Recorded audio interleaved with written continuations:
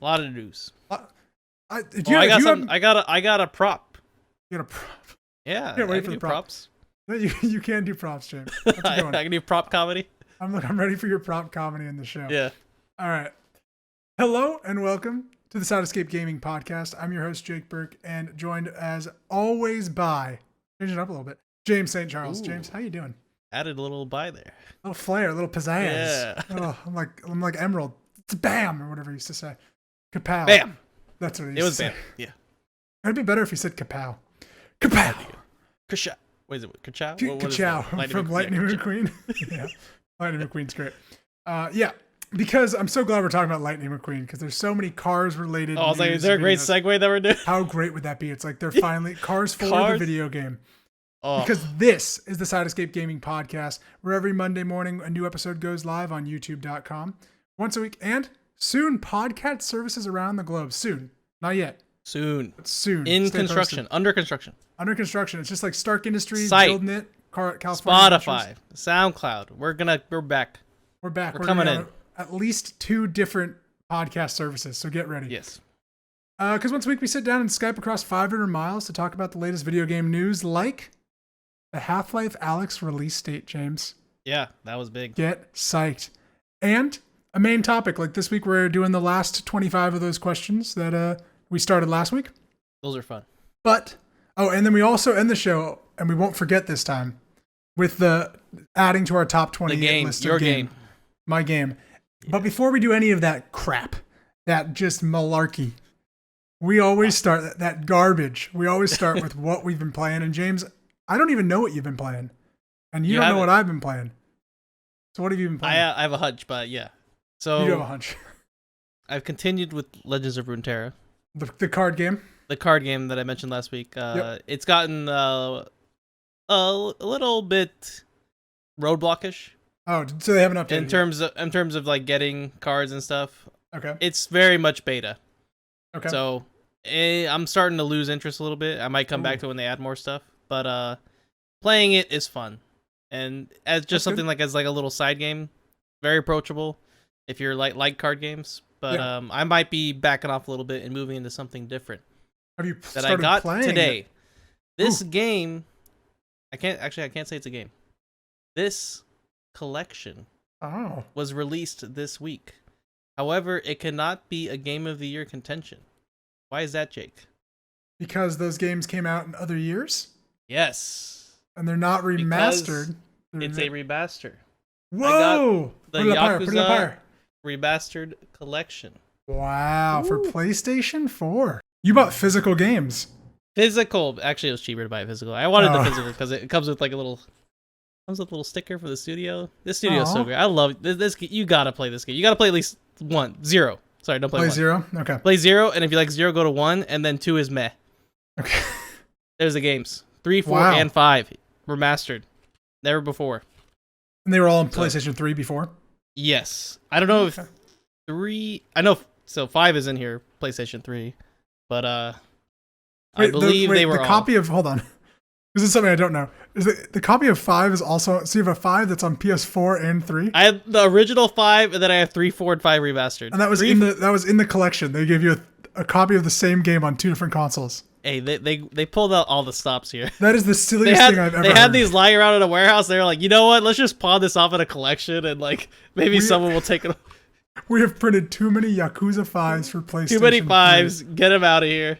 That's hilarious. This is what they're doing at like the Japan studios. Just like, how do we? I should. How do we sell these games? That was really close to being really racist, James.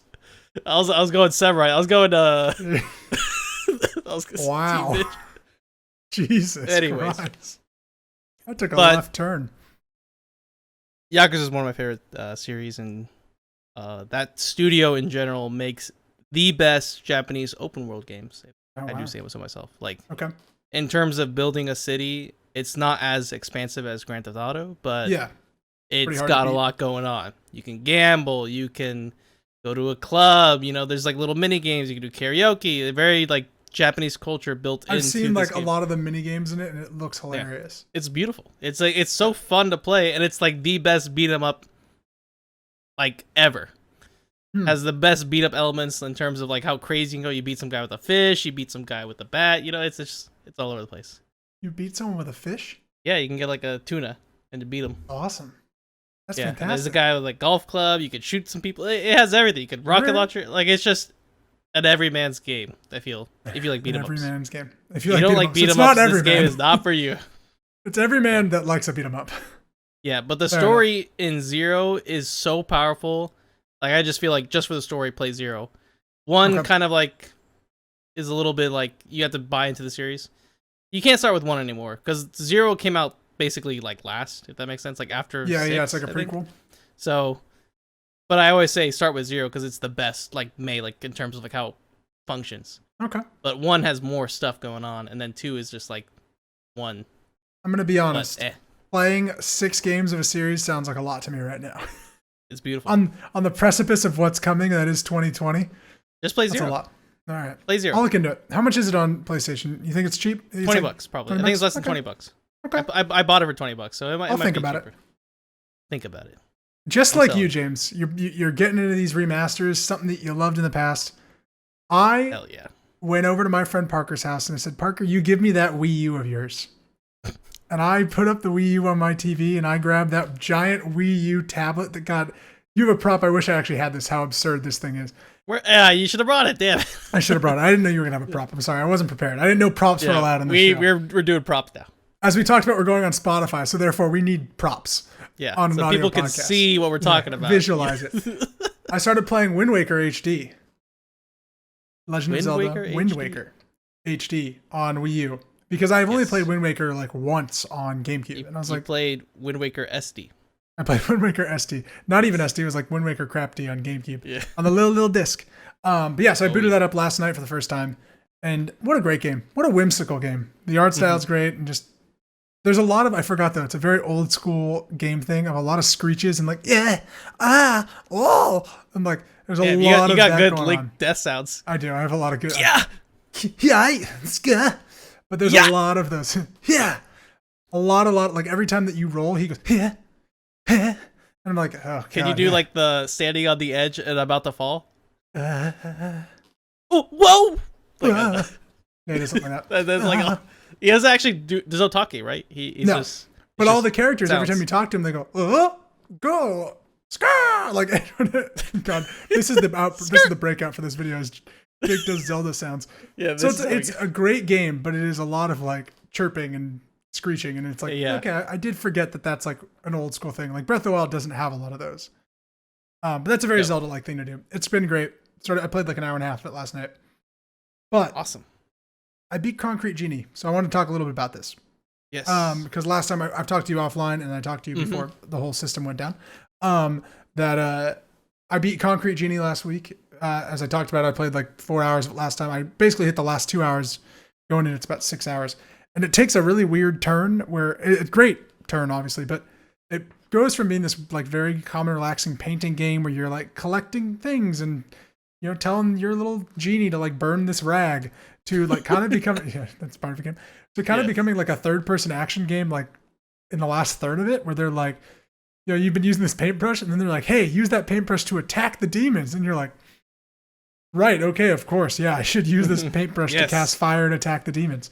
So it's an interesting turn that it takes, but it's still fun, and the game is very whimsical, and I'm actually really sad that it didn't get enough recognition last year, because I even kind of redid my list for shits and giggles of 2019. Did you even know about this game before? I only knew about it through podcasts. From Kind of Funny. From like Kind of Funny from IGN and from like they showed it at E3, but or not even 3, but like maybe 2 years ago at E3. Okay. But it was it's a smaller title. It's like only $30 full price. It was 40% off when I bought it.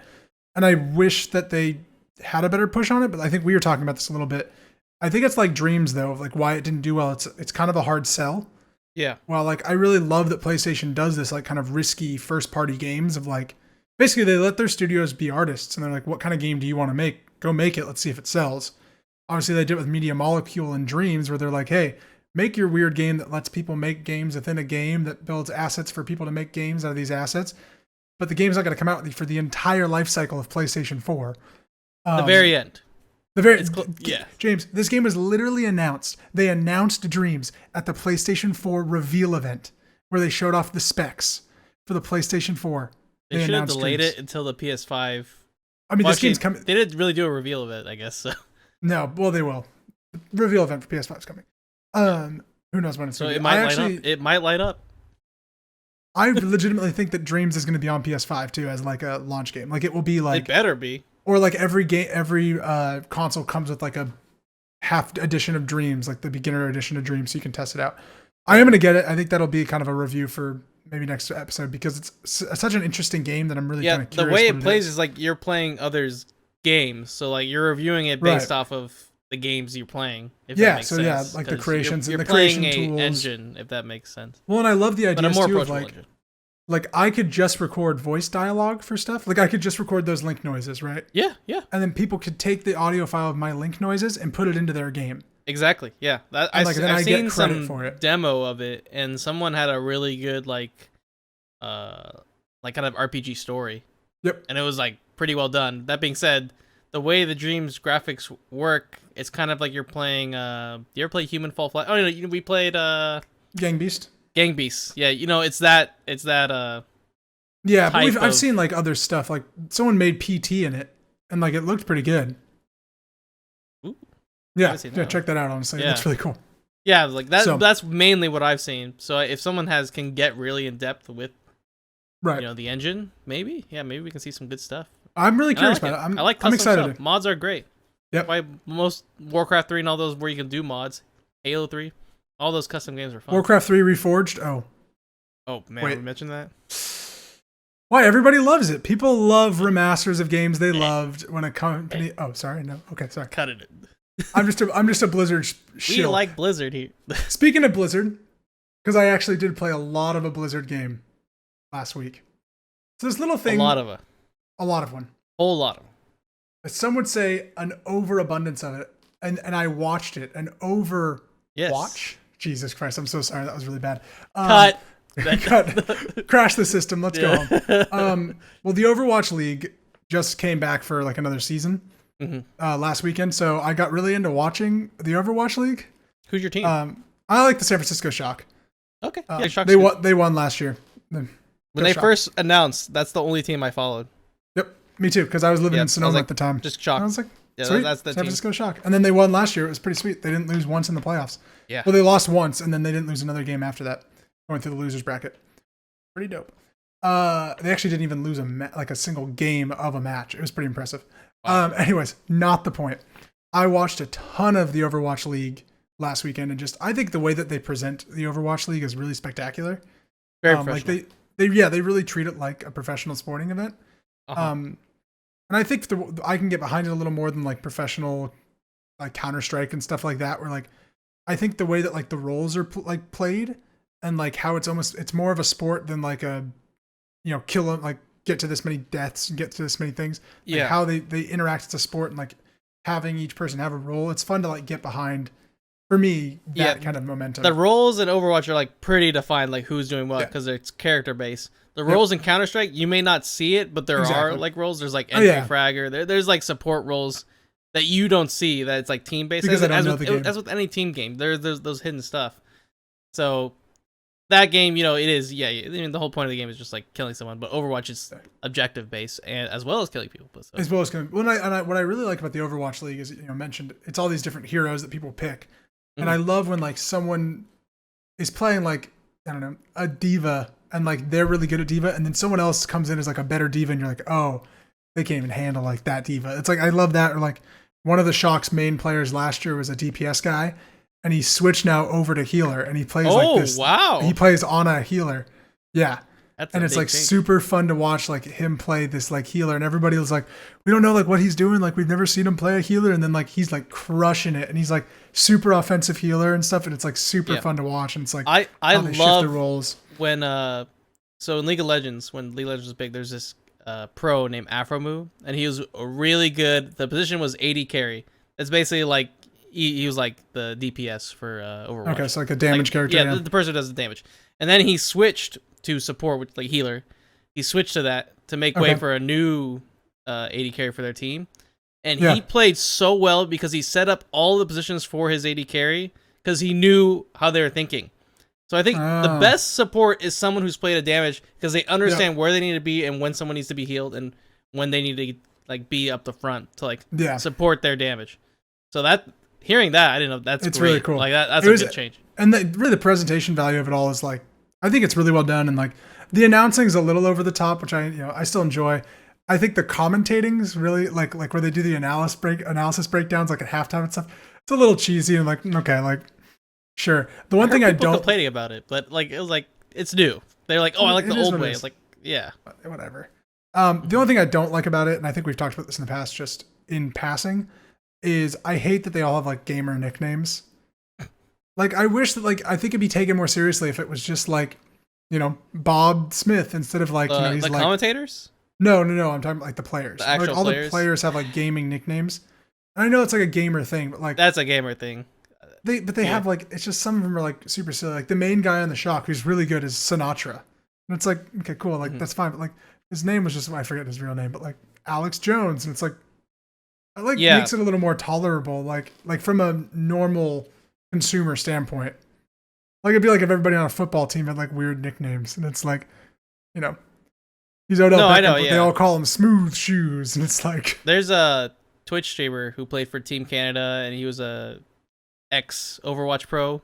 Okay, and his name is XQC, but people would call him Felix. Like they would use his first name, but I don't know if they just didn't want to say his name. Like it's just characters, so people would probably get annoyed with that. But I understand like sometimes you're right, they're not showing their like true identity. Like you're only knowing them by it's just weird. An alias. It's an alias. For me, it takes away like the professional part of it and like makes it like it's video games. I guarantee though, if they did go names, people would be in an uproar. Oh, I'm that's just the way gaming was built with with names. With usernames and stuff. It's just it's my personal like thing I don't care for particularly. Yeah. That's all the games I've been playing. I want to jump into the news because we're going to talk about a game that I know you're going to play. Half-Life Alyx. Oh, of course. So, James, I've got 2 dates for you, okay? Mm-hmm. March 23rd, 2020. Yep. To you, that was just a normal day. Now, it's the day that changes your life. Probably. Are you going to play it day one? Is that a week? No, that's it. I don't know what day is that. Is that Thursday? I'm trying to think of it. I don't know. Let's see. 13th, 19th. It is the middle of the week, but I can't. Yeah, so it's like a Tuesday. But yeah. I will be playing it. So I saw the announcements today. Like I was like looking it up, and I was looking for indexes, and they're all gone. And then I was looking for what the HTC is showing, and it's like I'm not paying $600, $700 for this crap headset. So I'm gonna just get the Quest. Like it's like if I'm gonna get a good VR headset, I'm gonna get the best. If that makes sense. Like I want to get something that has the room tracking. So I will be playing it, but I'm going to be using the crappy HP Windows mixed reality headset I have. So we'll see if it's as enjoyable, but I look at some of the images. Oh, it's so good. Like it makes me feel like the way I did when I played Half-Life 2, and it's wow. Which again, you need to play. You don't have to play. I don't know what you're talking about. I don't know. I've played them all. I've played them all, man. The gravity gun and the different lives that he lives because he lives only half a life and then he jumps into new lives. It's crazy. It's crazy. You need to play. Oh yeah. One has barely any story. 2 has a good story. I'll just play 2. I'll just start at 2. Just play. All right. And do you know what the next date I'm going to give you? March 24th, 2020. What does that day mean to you? What is that day? That one I don't know. What is? I'll give you a hint. It's the day that you eat crow, and it's announced that Half-Life 3 is real, and you're going to play it soon. And you're going to look at Jake and you're going to say, Jake, I was wrong. I'm so sorry. Real. This game ends with it going, the story will continue in Half-Life 3. I'll bet money on it. We should bet money on it. I'll bet you $10, James. $10? Okay, I'll take that bet. I'll bet you $10 that you will know about Half-Life 3 after Half-Life Alyx. They won't call it Half-Life 3. How about that? If there is another Half-Life game, they announce a new Half-Life game with this. I think they call it Half-Life 3. Okay. You know what? No, screw it. I'll say Half-Life 3. Okay. Then I'm going to say it could be another Half-Life game, but not Half-Life 3. Half-Life 3. Okay. You're getting it. Okay. You're getting it. You may not want on the 24th, or like should I give you some time to like you can give me a buffer, but I personally think give me like 3 years, okay? But I personally think that this game ends with the story will continue in Half-Life 3 or something along those lines. You can't do it. They have to really set up Alyx in a way to like ignore a lot of 2. James, if that makes sense. Months ago, before they talked about Half-Life Alyx, you would have said they can't make another Half-Life game. No, they could. I just said they can't make 3. Alyx is interesting because like they could make another Half-Life game. They could make a Half-Life 2 episode 3. That's what they could make. They don't need to make 3. I think at that point, if you say episode 3, you just got to call it 3. Maybe. Yeah. They gotta close out 2 because you gotta just see for yourself what happens. It's because Gordon Freeman goes missing in space, right? That's so they gotta figure out what it is. I'm just gonna start saying random Half-Life. That'd be so great, yeah. Gordon. That would be better than what happened. What happened would like be. Don't tell me, because one day I'll play it and find out what happened to Gordon Freeman in space. Yeah, you see why everyone's upset. Why everyone wanted this 3. The other news story is not very big news, but it's something that I just got to pose the question. So, Final Fantasy VII Remake, which we're very excited for, comes out April 10th. We're all stoked out of our minds to play it. Mm-hmm. Square Enix released kind of a bevy of new images for the game and showed like side quests and new characters and all that stuff. And I wrote some stuff about it, but I don't think we really need to talk about the screenshots. What I do want to just say is, where the hell is this demo? That's what I want to say. Like everyone was like, dude, this demo's coming out, and it's been like a month after. People hacked the console and played the demo in like early January. Uh-huh. And it's now mid-February and they have not mentioned the demo. I don't know what's going on with it. That's kind of like, it was supposed to come out end of January, right? Or it was supposedly. No, actually, it was before they pushed the release date. So maybe that's why they pushed the demo. I don't think we're getting a demo at this point. I mean, unless it comes out might be like too close. Yeah, you're right. A month before, but it's like, at this point, who cares? It's just weird. Why not just release it? It's just really weird. That's the thing, is like if you have a finished demo, why not just release it? Right? I don't know. It's just bizarre. They literally, it was leaked. People played it. People like hacked into the store and played it. So speaking of demos, yeah, the Last of Us 2 demo that's gonna be played at PAX East or shown at PAX East. I think we start a GoFundMe campaign to send me to PAX East. I will sleep on the streets to play that. What demo. Is it? Is it 2 weeks? Next week? I think it's next week. I think it's like next weekend. We started GoFundMe. We raised like $700. We don't even need to put me in a house. I'll just bring clothes. I was reading an article that says it's the same demo that they showed in September. Yes, it's the same one that all like the media played. So then, do you think they would release this demo to the public? And if not, why not? Because I don't think people release demos like that anymore. Then why would they release the Final Fantasy VII demo? They're not going to, apparently. But did they say they were going to? It leaked on the store. Yeah, but they didn't say that they were gonna People played it off their PlayStations. I know, like that got leaked, but was it meant to get leaked? Well, no, nothing's meant to get leaked. I know, but I'm just saying, like, did they make a demo playable for the public? Maybe that's why it's not. See, yeah, and that's what I'm curious. Is it like a closed room kind of like experience that could be a thing? People like journalists were playing at. We're playing when they announced it, or getting it like shipped to them. Basically, it's just a weird thing. Demos have been like not a thing for a while, but that being said, I love demos. Like back in the day, they were so great to play. It was like I'm trying to think, but there's a Halo 3 demo, multiplayer demo. There was. Do you remember what was on? What game was it on? I remember it because I bought the game and I never played the game. And people love the game. I know, and I'm trying to remember that. Xbox 360 exclusive? Yes, is. Oh, wait, was it Gears? No, it wasn't Gears. Call of Duty? Nope. They made the third one recently and it was garbage. Crackdown. Oh, it's you're right. Yep. That wasn't exclusive. I bought the Crackdown. I didn't have the 360 at the start. The beta. That's right. That was part of that. Yep. Yeah, never played Crackdown. Just had the disc. But anyways, the betas in their old style were the best. These early access that they come out with, again, I'm like not too big a fan. But demos are interesting, right? It's just... Hey, totally non sequitur. We should play Bleeding Edge. He's coming out with a beta on Xbox. We should play that. Looks interesting. On Game Pass? Ninja Theory. Yeah, on Game Pass. Yeah, I was like, Xbox. Come on. It's going to be hard for me and you. No, it's on Game Pass. Okay, and the last news story, I think, is actually the biggest news story of the week. I think it's crazy. It's insane, and it's about our boy Jeff Keighley that we love so much. Yes. Jeff Keighley will not attend E3 and will not produce the E3 Coliseum. This is his first time ever in his career he will not attend E3.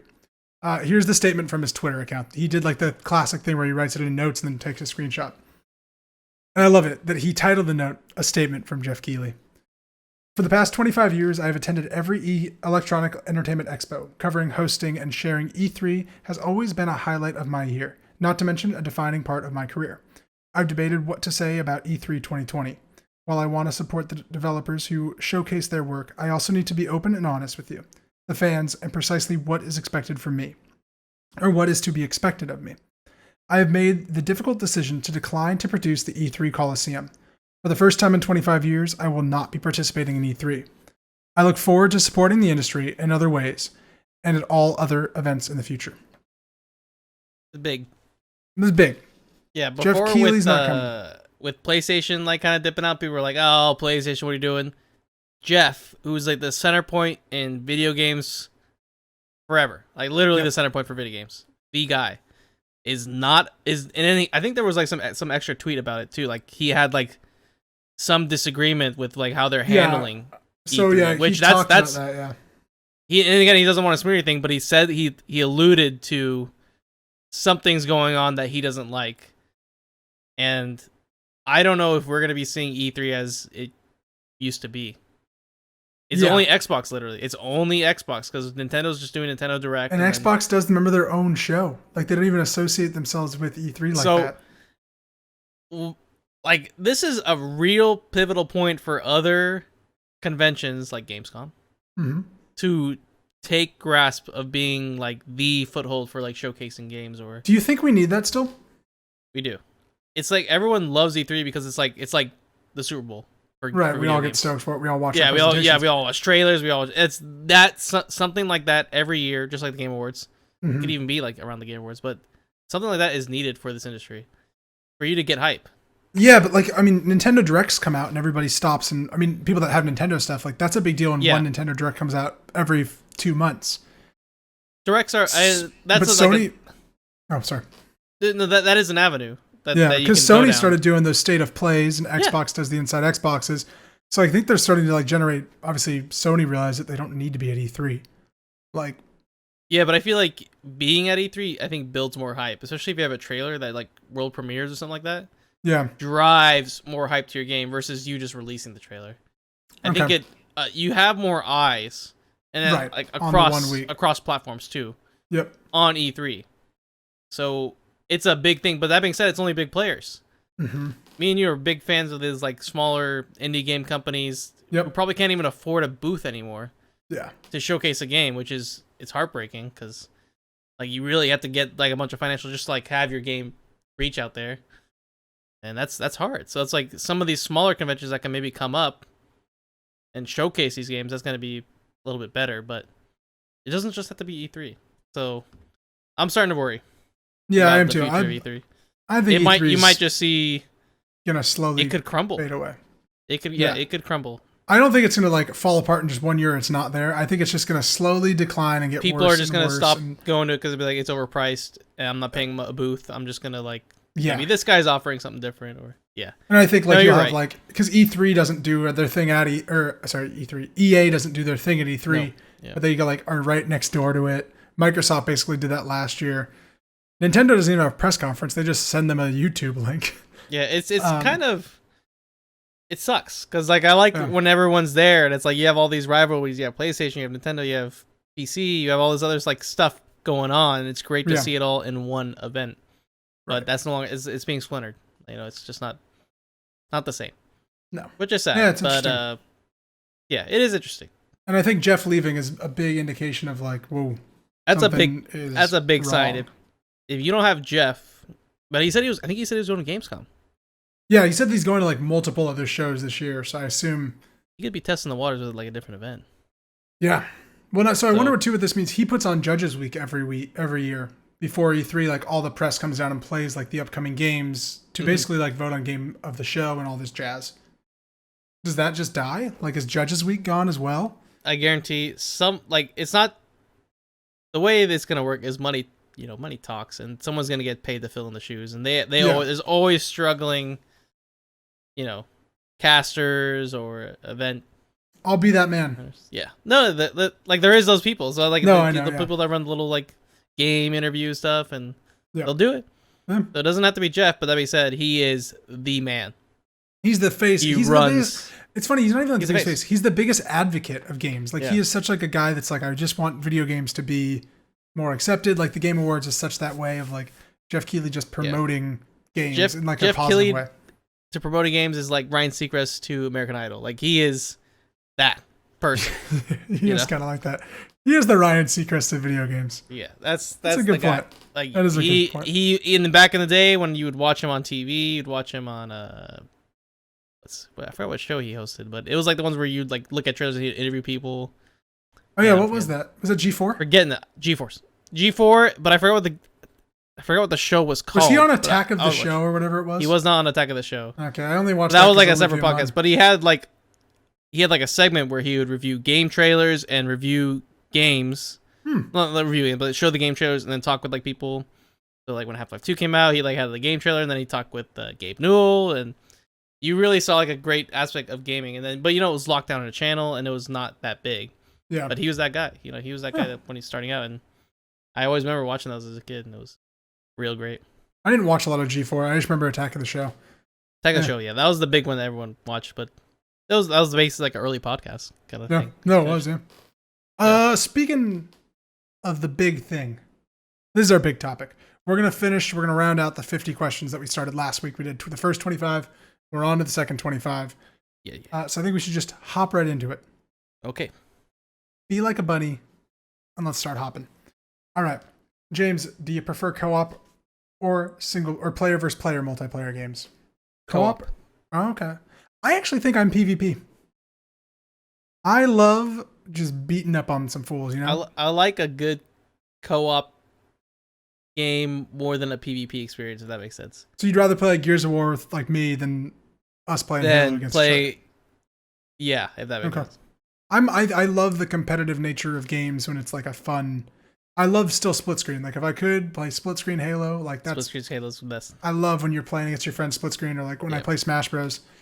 That's my type of game. I just had so many good experiences like playing co-op with like friends on Xbox growing up, and just in general, and it was just kind of great when you're sharing an experience, like a great campaign. I like Gears 2 campaign co-op was the best thing ever. Like so like emotional. When we've played Gears, I've enjoyed that because we're both focused on like, we do also want to listen to the story.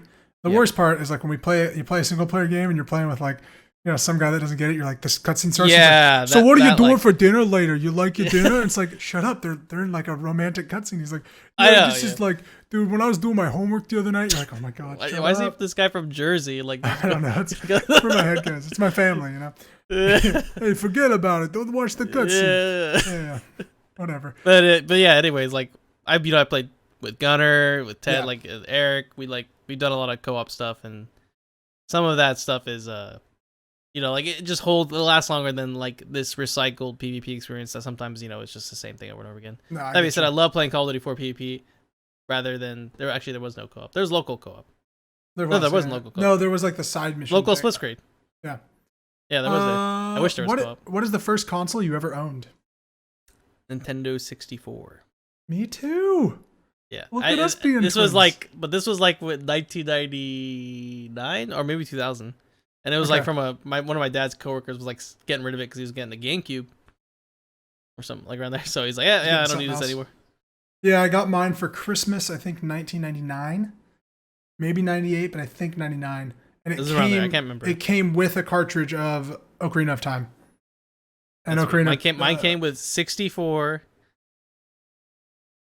Bomberman. Okay. The Bomberman 64, Super Mario 64, one other game. Did not come with Super Smash Bros. I had to rent that.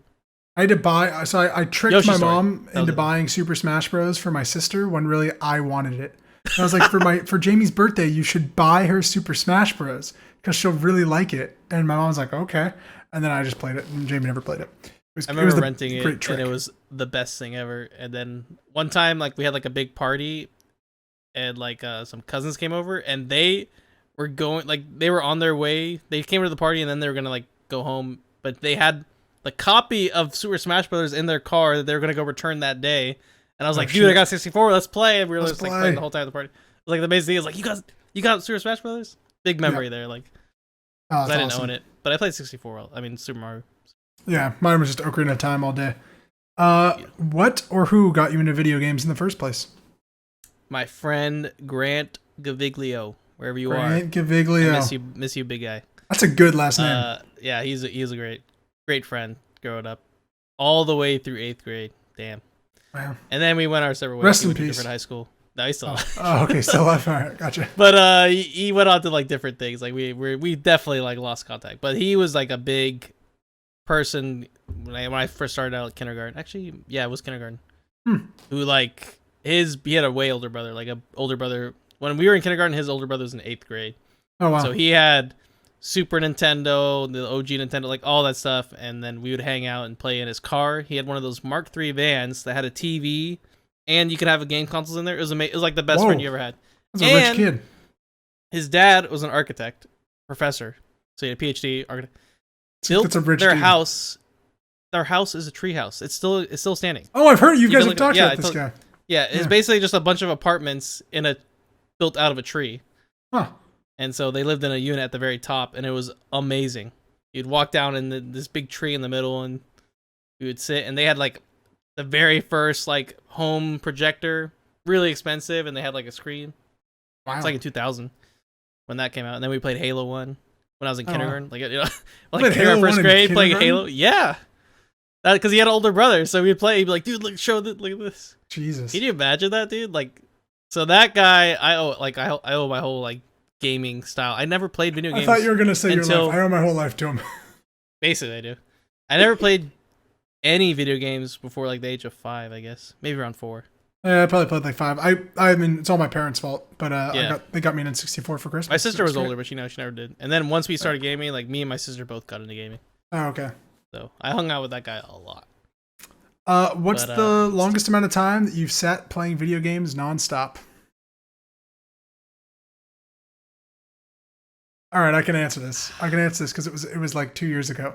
Okay. It was Red Dead Redemption 2. Uh-huh. I played it for like, this is disgusting, like 9-something hours straight.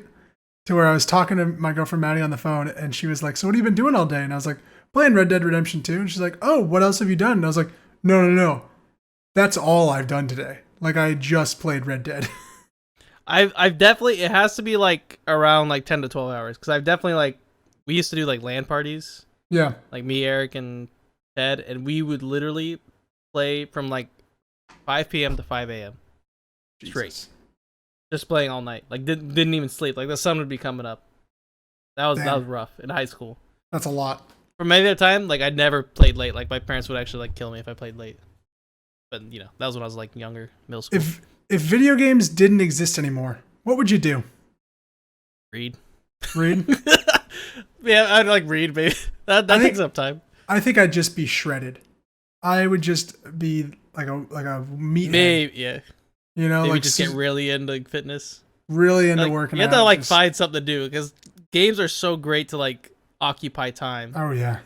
So reading is also that thing, but no, it's just weightlifting. But instead of this desk, I just have like a big barbell.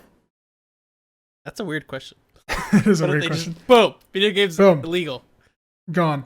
What's your favorite song from a game? Song from a game. I mean, the Halo theme is like the greatest song. I've got mine. Whenever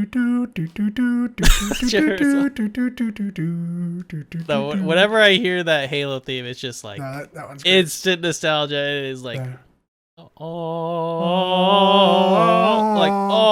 Yeah. It's a great song. Like, it's just, you know what it is? It's that, but you combine it thing. with all the moments of Halo, like when you're like driving the Warthog at the end of 3, and it's just like you hit that certain segment, and it just like starts playing the theme song. You're like, oh my god, they're doing it like this. They're ending the game with the theme song. This is genius. Yeah. That song is legendary. Like, I think it's for me, it's like a lot of the Zelda music from when I was a kid. I just like associate like bum ba da bum bum ba da. Like I get a lot of like nostalgia from like, you know what? Running through Hyrule Field and stuff. Fountain of Dreams, Melee, like that song, I could listen to that song for the rest of my life. Yeah. It was like that's a good like one. really quiet, and then it goes like it really. You know, we're making a lot of noise in this podcast. I love it. I love it. I love it. All right, we're moving on because we've only hit. That was only 6 questions. Have you ever wanted to live in a world from a game? If so, which one? Can I start? Yes, go ahead. Pokemon. I mean, even as like a 27-year-old man, like, would dude, be. if I had a fucking Charizard right now, my life would be so much better. It'd be great. I think Pokemon is the only answer. Yeah. I'm trying to think of like any other game realms you could live in, because most of them are like dystopian, like you're just fighting all the time, and they're pretty trash. Yeah, right. Yeah. Like you don't want to live in the Last of Us realm. You don't want to live in like the Halo. Like there's so many little like realms that like are great, but you don't want to live there. You don't want to live there because like you're a normal person, you're gonna die. Yeah. Yeah. Whereas with Pokemon, like you just train Pokemon. Oh my god, man! Right now, like we'd be recording this podcast, and Charizard would just be like hanging out in the background. He's like lighting a cigarette and he's smoking it. Okay. Which game character do you most wish you were like? Speaking of Pokemon, Ash can no. I don't. I wish I was like Ash Ketchum. I wish I was like Nathan Drake. I don't. Fucking, I was gonna say Nathan Drake. That was a really. I knew you were gonna say Nathan. That's why I said. Dude, that guy's the coolest dude in the world. Yeah, he's cool. That guy fucks. Master Chief? I don't know. Nah, I don't want to be like Master Chief. I think, James, if I was to pick one for you, Sonic the Hedgehog. Go fast. You gotta go fast. You're like speed.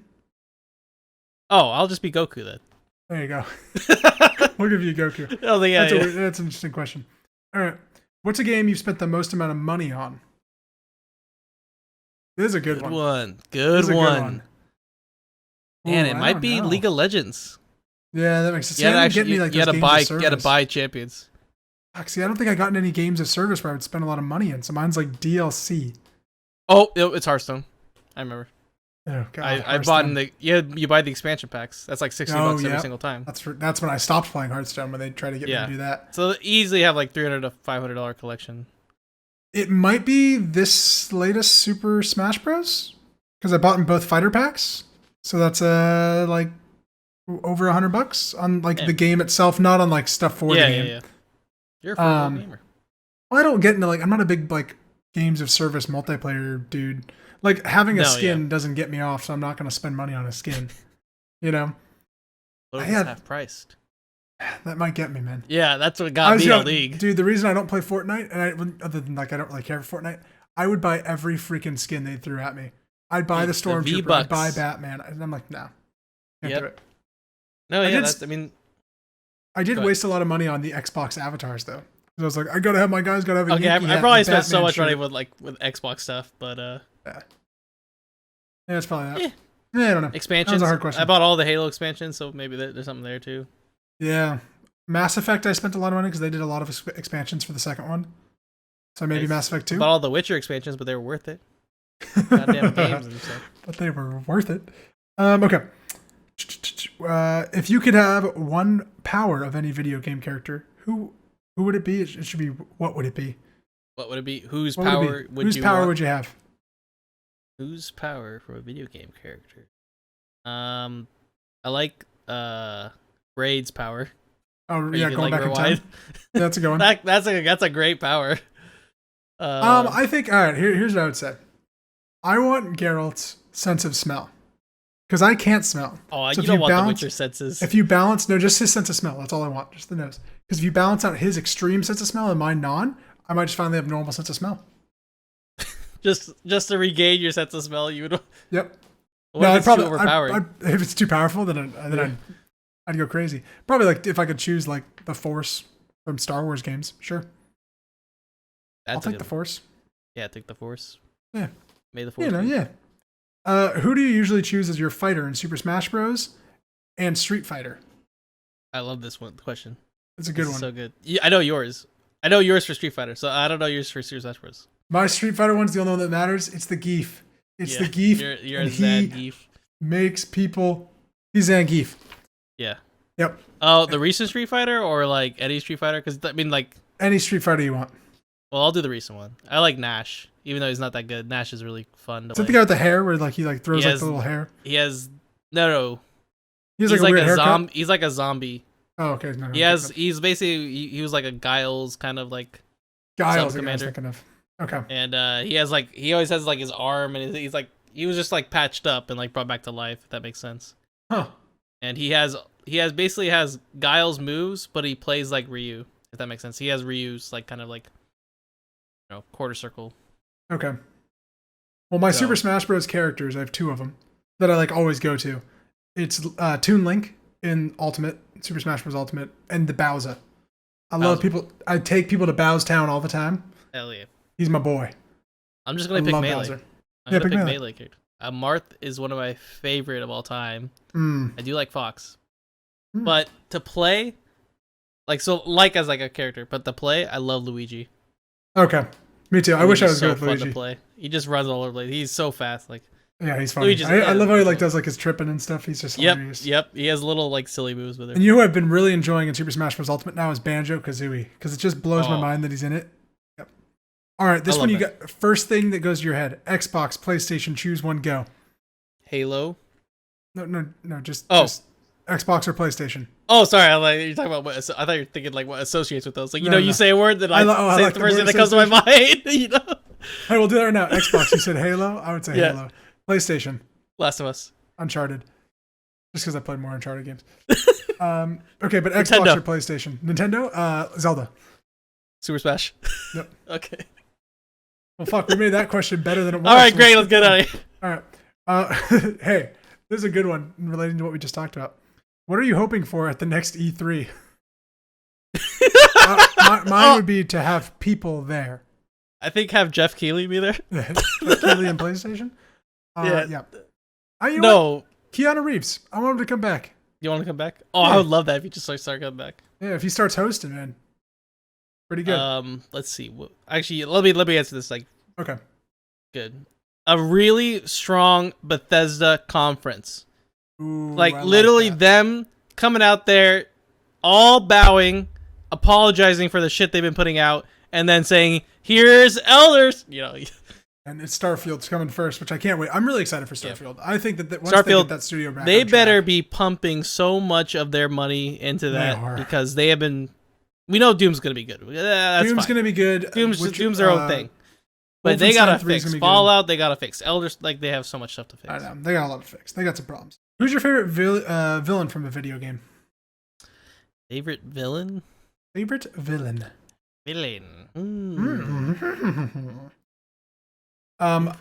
I really liked Dutch Joker. In both Red Dead games. I thought Dutch was a great villain. Like the kind of bad cowboy man that's very boastful and loud and cheering on. And then, of course, the classic. I think Bowser's the silliest of all video game villains. And whoever came up with the idea of a little plumber, an Italian plumber, having to rescue a princess from a dinosaur man is the fucking funniest thing in the world. That someone came up with that and it became famous. Yes. They're like, he's this little Italian plumber and he's got to rescue this princess. And his arch nemesis is he's a giant dinosaur turtle man. Wait, you know the history about that, right? About Mario? And why he was named? No. It was named after the lawyer from America who defended the Donkey Kong. Oh, who defended Donkey Kong? Yeah. Is modeled after him. His name was Mario. That's so funny. I love that. There's because he's really called Jumpman. Dude, yeah, imagine if he had royalties to that and how much money. I know. Could you imagine how pissed that lawyer is? Well, that lawyer successfully defended Donkey Kong, and actually, I think was it from MGM? Literally, Universal, who owned Universal, and then again they went they found that Universal was actually infringing on. Yep. No, so that was amazing, but yeah, because wasn't good history. The original Donkey Kong game was converted from Popeye. Yep. It was supposed to be a Popeye game, and then they couldn't figure something out, so they changed him to Jumpman, and then you got the guy who was throwing barrels down, but they made him a monkey. That's why it wasn't Mario at that point. Yep. He has the tie because it was already implemented on the character, and they couldn't get rid of it. So that's why the monkey has a tie. You were right on that. Very funny. I read a whole very book good history. There you go. Okay, villain. Donkey Kong is. I guess he was a villain at that point. He's a villain that Dr. Eggman. Dr. Eggman is one of the best. Dr. Robotnik. Are you gonna go see Sonic this weekend? Yeah. I heard it's good. I'm gonna go see it. It actually, everyone says it's pretty good. Yeah, I'm gonna go see Sonic and Birds of Prey. I'll go see it. I know, Birds of Prey. Apparently, Birds of Prey are pretty good too. I'm excited to see both. I'm gonna do a little double feature by myself. It's gonna be fun. What's your favorite game from your childhood? Oh, I mean, Halo is actually up there. Halo. Yeah, mine's Zelda: Ocarina of Time. We talked about it 45 times in this podcast. I played so much. All right. Are there any games you're really bad at? I like this question. There are. I'm trying to think of the games that I'm bad at that I haven't played. I think I'm really bad at like fighting games like across the screen, like Street Fighter and all that stuff. No, you're good. I think I'm okay. You're better than average. That's all I'd say. Okay. I don't know. I'm just so good. I'm just such a good gamer. Yeah.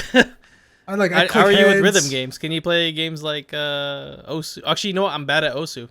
I can't play the Osu where you have to like click and like move the ball and all that. I could play any of the ones where it's like Guitar Hero, Rock Band, like that style. Yeah, I don't even know what Osu is. DDR. Osu is like that's like the most recent kind of like good. Okay. Not rhythm game, but it's like it is a rhythm game. You have to basically like there's these balls and they like enclose it in a certain amount of time, and you have to click on it. Before before, so it's like you have to click in a rhythm and they go like really fast. I'm not that accurate, but yeah. I'm really bad at platformers. But I love them, but I'm terrible at platformers. Like 2D platformers. I'm horrible at them. Go watch the Super Metroid, me trying to jump up a It's really bad. It's like I'm really bad it's at hard when you're playing with someone who's like an expert.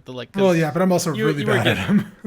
Have you ever seen somebody get really angry when they lose? Yes. Yes, me too. I used to get pretty angry when I lost. No, I had friends on Xbox Live that would like get so angry it was like not worth playing. Yeah. I used to be that way too. I think we've already answered this. What's your favorite game series of all time? Halo. Yeah, mine's Zelda. Boom. What's more important, action or story? Story. I think story is for me. I can play a game with zero action, and as long as it has a good story, I actually have played a game with zero action and a good story, and it's amazing. Yep. Dear Esther is one of those. Yeah. Journey. There's no action. Journey in that. is one of those too. Is there a game? Oh, do you want to say? Okay. Is there a game that is considered to be really bad, but you secretly love it? Your guilty pleasure. Guilty pleasure of a game that's really bad, but I was trying to think. I don't think they're. I don't know. People would say they're like it has like a bad rating, maybe.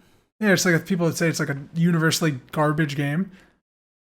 I really liked Donkey Kong 64 as a kid, and apparently, like adults that play video game. No way. The generation above us who like grew up with like old school platforms and stuff hate that game. That's a great game. It's like up there with like Diddy Kong Racing and all those great games. Oh.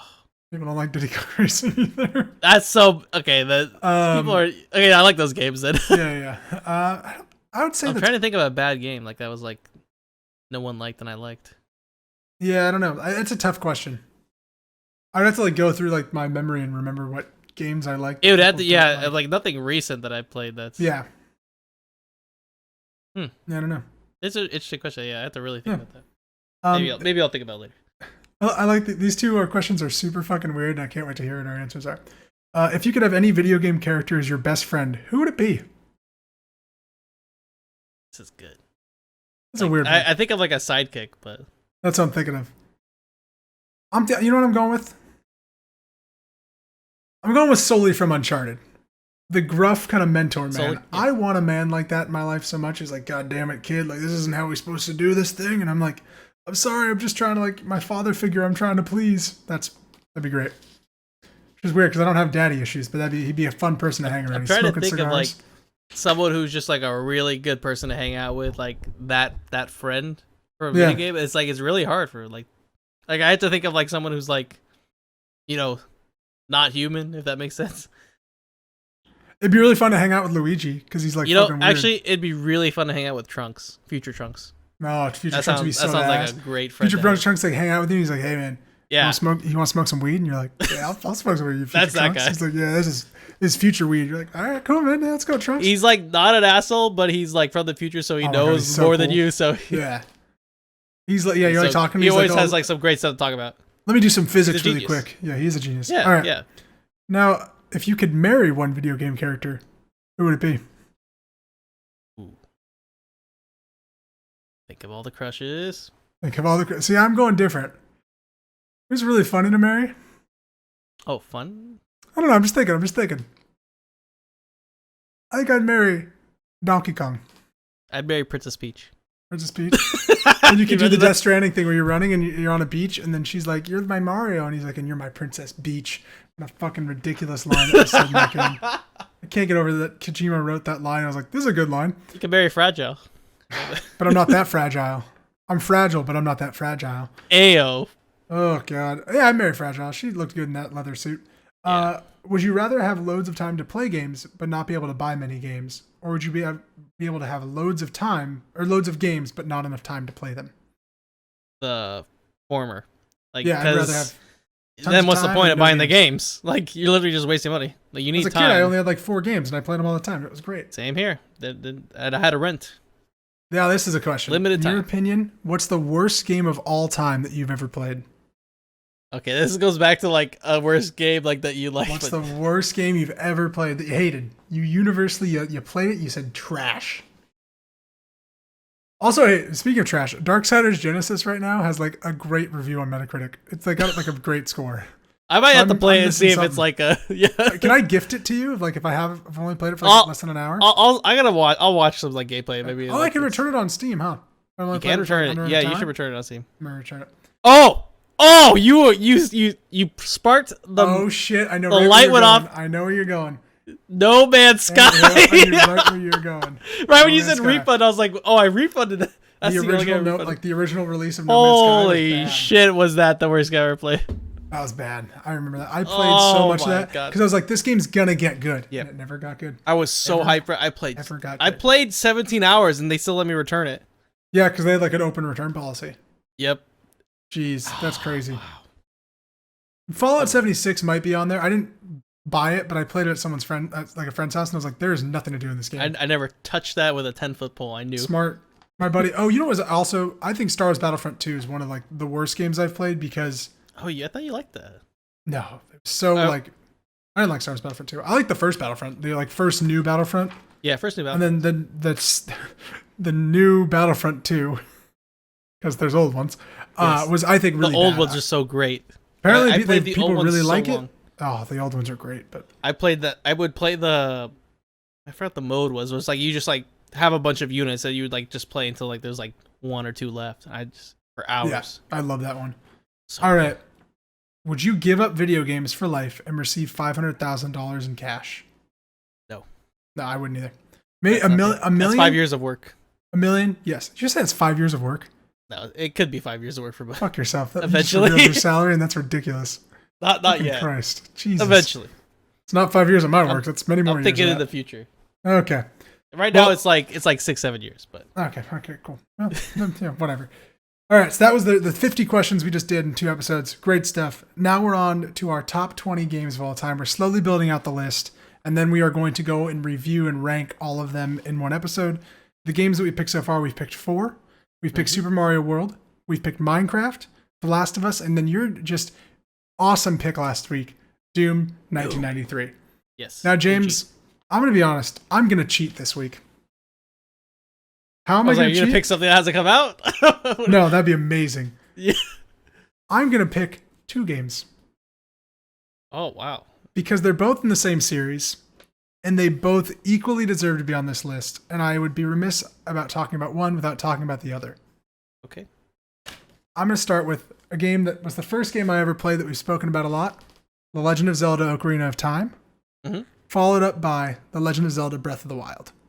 Okay. I think equally both deserve to be on this list. Definitely Legend of Zelda deserved to be on this list. I think 2. In my opinion, the reason that these 2 both deserve to be on the top 20. 1 changed 3D adventure games forever. Ocarina of Time came out and changed the way that 3D adventure games are played, and how almost like it's somewhat role-playing-esque of what we would eventually... It became the building block of a role-playing game. Even the story is so deep. The story's nothing probably ever compares. Watch that video. I forget what's like the breakdown of Legend of Zelda's Ocarina of Time story and like how sad it is. I watched the whole thing. It was great. Yeah. Yep. And just the transformation shift of young to adult and the different play styles and the story of it, the music, like, you know, we just said my favorite song of all time is "Do Do Do," and that comes from Legend of Zelda: Ocarina of Time. I think that it revolutionized the way that games are made, that games are played, and I think that it deserves to be on the list. And I think Breath of the Wild did the exact same thing in a different way. It took a series that has done basically the same thing since Ocarina of Time and tried to replicate on that. Of like every 3D game was just like, you go to the dungeons, you get the 3 things, you go into this, you do the next thing. You always get the 3 things and do this. And Breath of the Wild took it and said, we've looked at open world games. We see what they do. How do we make this a Zelda open world? you go anywhere. You have your adventure. It's always going to be different. It's always going to be unique. You're collecting these things. Sure, they don't have the traditional dungeons, which a lot of people didn't like. But then if you wanted those, you go to a different Zelda game. That's not what Breath of the Wild's about. Breath of the Wild is about openness and exploring and seeing a mountain and saying, I can get to that mountain somehow, and you can. I mean, like, the walls in that game are so, like, hidden. It's impressive. I think that it masterfully handled combat and exploration and upgrading, and almost to a point where it is an RPG in a way, and how you gather supplies and weapon degradation that I hate. They made it interesting and like forcing you to use other weapons, but you never feel like, I got no weapons. I hate using this thing. I hate degradation. I know, and they made it interesting and fun. I mean, I think both of them deserve to be on the list, hands down. That's, in my opinion, that's why I think we have to talk about both of them now. Okay. I agree with you. Breath of the Wild, interesting, because the way they did stuff is how I like to play my games, in the sense that they took like the tools, they gave you the tools, and they said approach the puzzles any way you want. Yep. Nothing linear. Like, you could do like so many different things to solve the puzzles. Like, it wasn't just a straight shot thing. Yeah. And that's a little different from how it used to be in the past for them. But that's a pretty big thing when you do that kind of shift for a series as big as Zelda. So I think I agree with you. Those two do deserve to be on this list. Boom. I knew I was going to cheat. I knew I was going to throw two of them at you. We did it. Yeah. But next week, I'll throw 3. No. Next week, we're going 3. No. I just felt Halo like those 1, had Halo to be... 2, Halo 3. Boom, done. Cancel out one of those. I think those just had to be kind of incorporated together, because I think it's hard to talk about one without the other nowadays. Especially, you can't talk about Breath of the Wild without Ocarina of Time, because there is such an influence. Yeah. You even think about like the other Zelda games, like Majora's Mask or anything else, and none of them hold the memory as like Ocarina of Time. Well, Ocarina of Time was the first Zelda game like that. Like, Link to the Past was the one right, and Link's Awakening were right before that. So it was the first 3D Zelda game, and really took. But there's been so many 3D wise, but even when Zelda first came out, it was like, it was pretty pivotal. Yeah. So. All right, we did it. We're adding that to the list. I want to thank you for being here, James. I want to thank myself for being I felt like I was on it today. Felt really good about it. This is I think our longest show we've ever recorded, so that's exciting. If anybody reaches the end, put the word tomato in the comments. Okay? Yes. Put the word tomato in there if you made it to the end. Thank you so much for watching episode 11 of the Side Escape Gaming Podcast. I've been Jake. This has been James, and we are out of here.